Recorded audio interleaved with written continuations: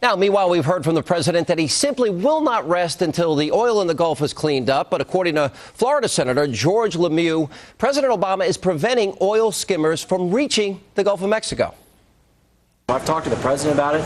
He doesn't seem to know the situation about foreign skimmers, domestic skimmers.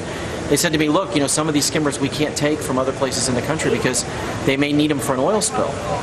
That's like, me saying, well, I can't send a fire truck to your house that's burning down because another house may burn down. And joining me now with reaction from the Fox Business Network, the host of his own show, Varney and Company, the one and only Stuart Varney, and former White House press secretary, Fox News contributor Dana Perino. That was a pretty interesting comment. Yeah, shocking if it's true, and you can hardly imagine what oil skimmers would need to be doing around the rest of the country, and they could get there if they needed to. Well, we didn't accept them from the Dutch. We didn't accept them. There's a company in Texas that has them. We have a warehouse full of... This will make the Floridians really mad, and that was not a smart political thing to do either. Yes. Hey, look, who's in the driver's seat with this cleanup? The driver's seat, in my opinion, is held by the environmentalists. That's why you've not built the sand. And let's not forget the unions. That's why you don't have foreign ships in there because of the Jones Act. But the environmentalists are keeping out the sand berms. You can't burn the stuff off. You can't use this dispersant, all that kind of thing. I think the environmentalists have a hidden agenda here.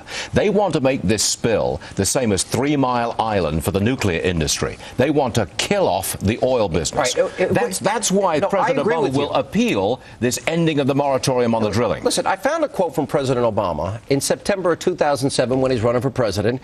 He said, why would an oil company invest in research for alternative fuels that could save our environment when they can get billions of dollars in subsidies to simply keep on drilling for oil and gas? I mean, he has been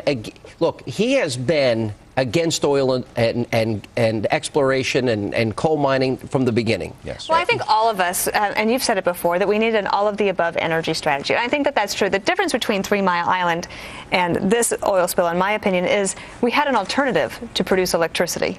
And that's one of the reasons, actually, that environmentalists think that they pushed the coal industry to grow so much over the past couple of decades. And now they're trying to scramble to try to build nuclear power plants as well. But I want to go to your point, Stuart, because it seems it's pretty obvious now that more than anybody knew before, the environmental movement controls the Democratic Party. That's why we were so far offshore.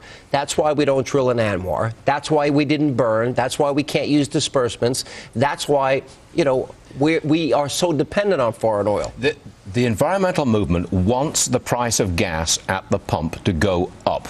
How do you do that? You restrict the supply of oil coming onto the market by stopping this moratorium on drilling.